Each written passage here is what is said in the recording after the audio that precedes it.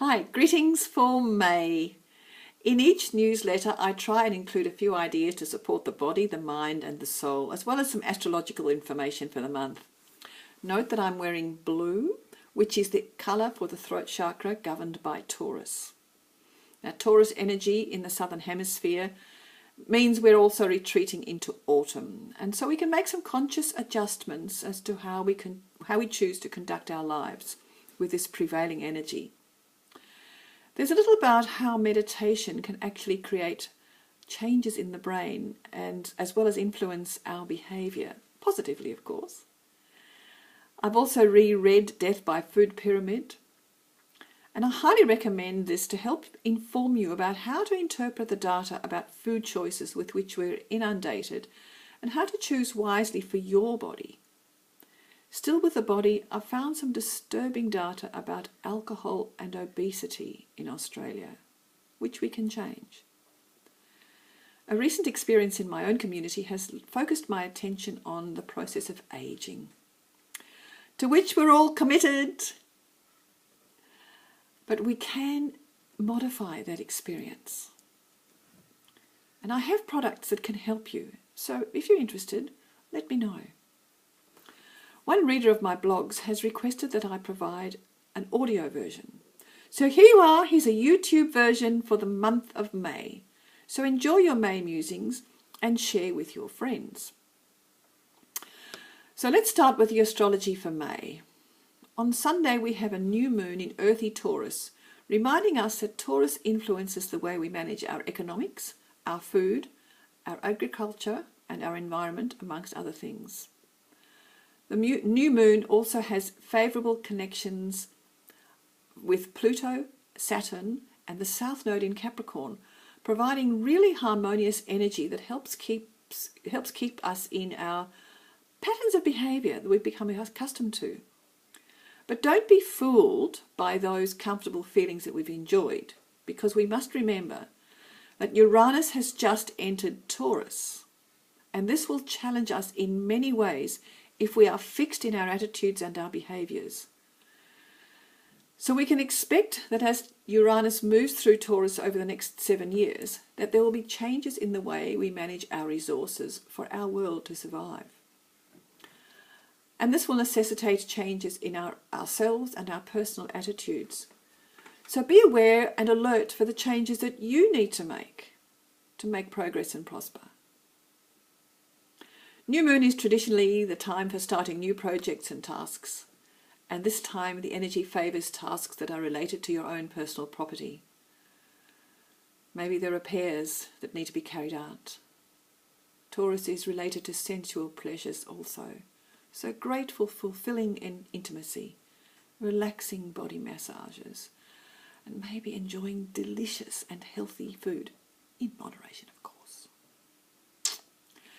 Health issues to watch out for in Taurus are associated with the throat and the thyroid gland, which balances our metabolism. Remember, there are many natural remedies available without having to resort to pharmaceutical solutions. My favourite first aid remedy is a hot drink with lemon juice and honey. Add half a teaspoon of dried turmeric or some crushed raw garlic, or both, for extra support. I generally make a pot and I just keep drinking it until it's finished. So drink it for about every half a cup, every half hour or so, until you start to feel better. And of course, rest. We underestimate the value of resting the body because it really does allow the body to heal. Now, if you're interested in learning more about astrology, I have some amazing astrology teachers around here on the Gold Coast. Maggie Kerr is commencing another online course shortly, and if you check on my blog, you will find an address for her at universalastrology.com. Now, next week on the 11th of May, Maggie Kerr and Tina Muse are conducting a workshop at Nerang, which will be fun and interesting, talking about the changes that we're expecting in our world. So please check out Universal Astrology for further information. Now let me for a moment talk about Death by Food Pyramid. I've just reread this book, which has an impartial assessment of the popular information being promulgated for good eating. And despite DNA testing, and especially despite the authorities' recommendations, it is the consciousness with which we choose our food that makes a difference. Every body is different, and there's not one solution that works for every body. So check in with your body and its reactions to the foods you choose to eat. Remember also that there's not one population anywhere that has thrived on an exclusively vegetarian diet. And it's not to say you shouldn't be vegetarian for a period and then come off it. But remember, we were designed to be omnivores, and so a little meat or fish in some form from time to time is needed for our bodies to be healthy. And aren't we so lucky in Australia to have access to so much fresh food and so many choices? Choose wisely. Now here's a little story from the Business Insider. So it's about meditation. Neuroscientist Sarah Lazar of Massachusetts General and Harvard Medical School started studying meditation by accident. She sustained running injuries for the Boston Marathon, and her physical therapist told her to stretch, so she took up yoga. The yoga teacher made all sorts of claims, and we do that yoga would increase your compassion and open your heart, said Lazar. And she said, I think, yeah, I'm here to stretch. But she said, I started noticing that I was calmer. I was better able to handle more difficult situations. I was more compassionate and open-hearted and able to see things from others' points of view. Eventually, she looked up the scientific literature on mindfulness meditation, and she found an ever-increasing body of evidence that shows that meditation decreases stress, depression and anxiety, reduces pain and insomnia, and increases the quality of life. However, the neuroscientists also found that the meditators had more grey matter in another brain region, this time linked to decision-making and working memory, the frontal cortex. In fact, while most people expect their cortexes to shrink as they age, 50-year-old meditators in the study had the same amount of grey matter as those half their age who didn't meditate. Interesting, isn't it? Moving on to alcohol. I enjoy a little bit of wine with a meal from time to time. So I'm asking you the question, are you a baby boomer? Do you drink too much? Do you think baby boomers drink too much? Or do you enjoy a regular tipple at the end of the day? It's nice, isn't it, having a little glass of wine and a little something to eat? Although in all survey years, most Australians aged 50 years or more drank alcohol at low risk levels, between 2004 and 2016, the proportions of risky and high-risk drinkers increased. The article that I read, and I refer to on my, I'll give you the written reference, contends that specific needs of older people for alcohol-related problems are often overlooked or poorly met by the healthcare system. So, are people drinking alcohol rather than seeking better options for feeling lousy physically or mentally? And did you know that smart food choices can easily influence our mental states and therefore our lifestyle choices? And so whilst wine with meals supports efficient digestion, I ask you, what effect does alcohol consumption have on the other organs of the body? Do you care? Some people don't. Now, as to ageing in Australia, recently I've been accepted into a networking group as the anti-aging representative.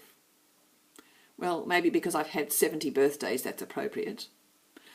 So I'm therefore considering the attitude to and the process of ageing in our community.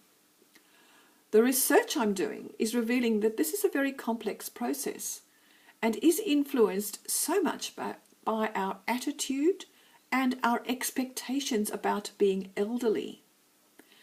Like so much else in our lives, mind matters. We manifest what we expect. How are you expecting to age? How do you see yourself in 10 years' time? 20 years' time? Will you reach 70, 80, 90 or more years?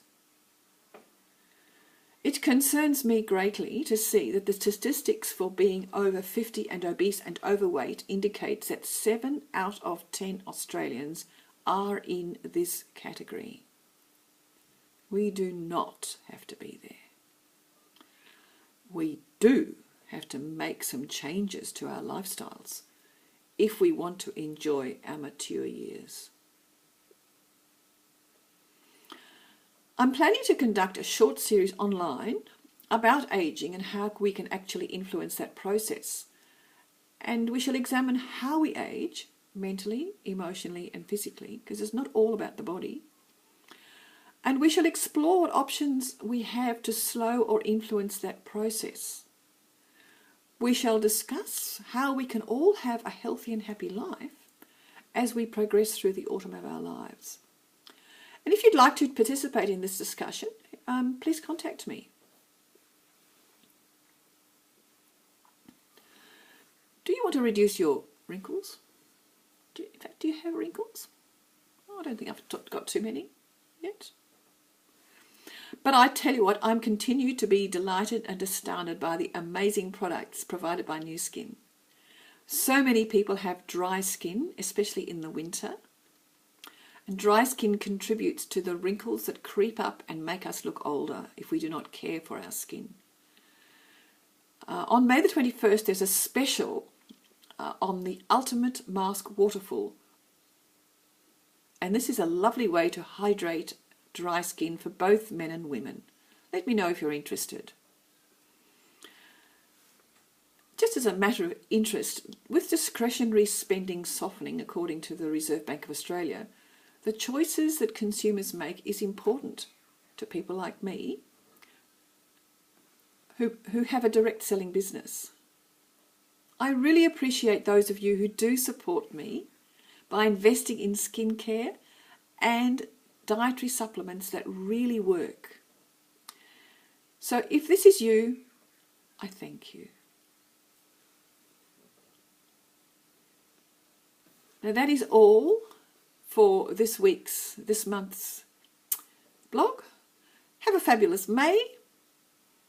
Consider your diet, consider your rest, and contact me. I'd love to chat to you at any time.